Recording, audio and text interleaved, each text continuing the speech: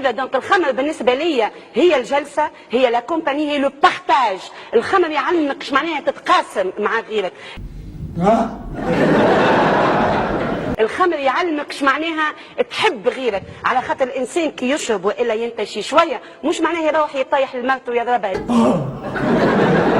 اما الخمر في حد ذاتها هي من انا نحب ربي برشا ونحبه اكثر، على خاطر اوجد شكون اخترع حاجه اسمها الخمر. اللهم لا تحاسبنا بما فعل السفهاء منا يا رب العالمين.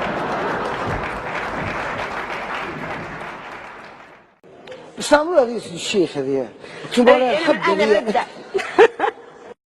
انا اوعدك باللي زيك اللي يحط لك السيخ المحمي في صرصور ودنك، يطلعه من ودنك التانية، يلف ويدبه في عينك يخزقها لك، يضفره في مناخيرك، يخزق عينك اللي بعديها، يطلعه من نافوخك ملوي، يعلقك على باب جزار ويروح. في مجيد كان ناس غشيم غبي مع ايد مقشه حديد مبريه من قدام، لله في لله خارب بيها نافوخي، واربعه يشدوا من هنا واربعه يشدوا من هنا، وكل واحد معلق في رجليه 4 انابيب بوتاجاز، وبعدين قوم زلزال وبركان ورياح سوداء، الدنيا تولع، جميع الناس تنجم عدا انت، تفضلي مدفونه تحت الارض 60 يوم، يفحتوا يقول لك لسه صاحيه، يمد ايدهم يجيبوك